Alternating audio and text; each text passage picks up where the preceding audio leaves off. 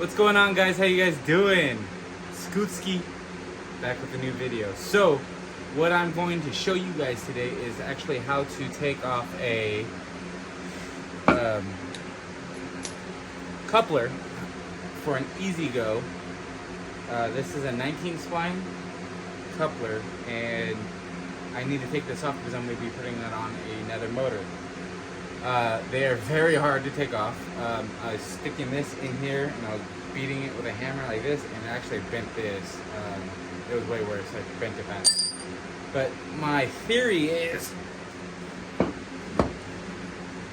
to grab a nut and bolt, weld it on there, and then just try to use a like a puller. There's no way to get a puller on there because it's like so seated in.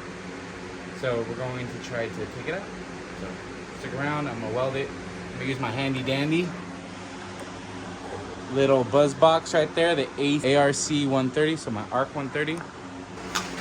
So I will be using uh, 60-10, 16-inch rod. It is hot. It's like 100 and something today.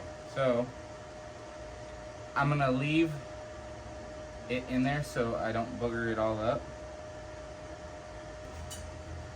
It literally is just gonna be a little tacky tack.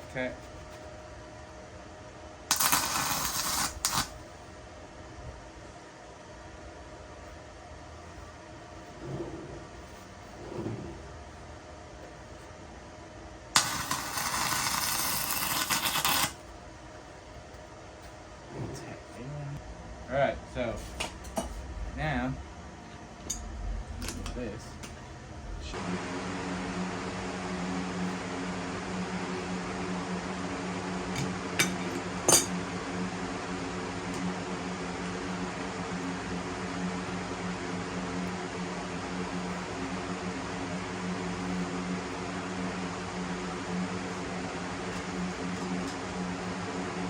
so this motor's shot, so I'm gonna just shove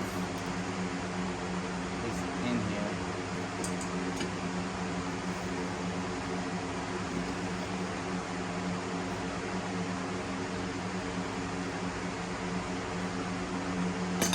There it goes.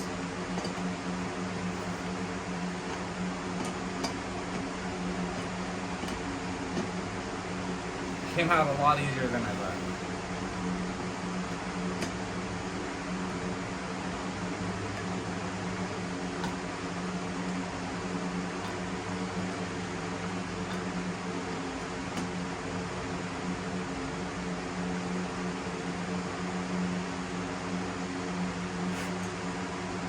That's how you get it off. Man, that came off extremely easy. Now I'm gonna go cut this completely off. Let's do that real quick before I call it a night.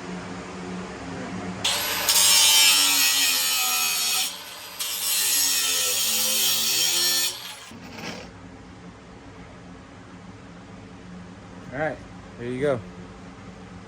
Completely off, ready to reuse. You'll probably go in there with my little, I don't know, it came right out. Yeah, just maybe a little, my like die grinder just to bevel it out a little bit. Perfect, that's how you take these couplers off. Really no other way, because they're just on there. So there you guys go. EZGO coupler removal. Thank you. If you like it, make sure you like and subscribe. Bye.